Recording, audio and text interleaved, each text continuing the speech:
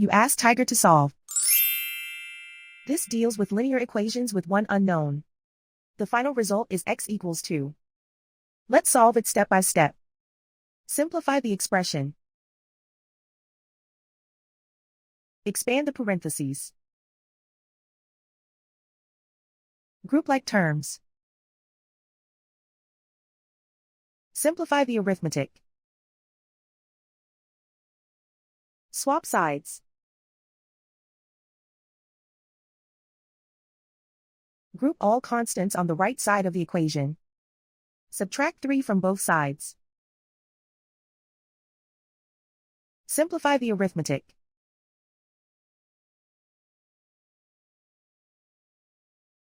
Isolate the y. Divide both sides by -5. Cancel out the negatives. Simplify the fraction. Cancel out the negatives.